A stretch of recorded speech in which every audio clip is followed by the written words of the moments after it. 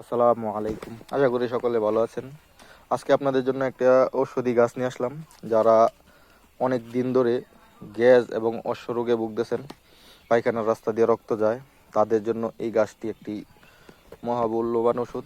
এই গাছটির মূল প্রতিদিন সকালে খালি পেটে পিষে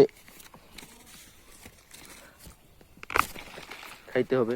নিজে এরকম আলুর মতো হয় মূলগুলি, এগুলি পিষে প্রতিদিন রস করে খেলে আশা করি সহজেই গ্যাস এবং অশ্বরোগ থেকে মুক্তি পাবেন।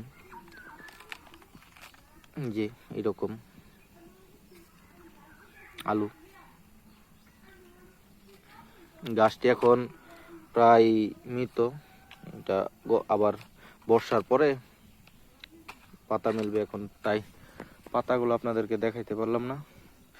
গাছটা এরকম অনেক সব জায়গায় পাওয়া যায়, লাল লাল ফুল আসে গাছটাতে। গাছটার গুড়ি নিচে এরকম, মাটির নিচে এরকম আলু হয়। এই আলুটা থেকেই রস করে প্রতিদিন খেলে আশা করি গ্যাস রোগ থেকে মুক্তি পাবেন ইনশাল্লাহ।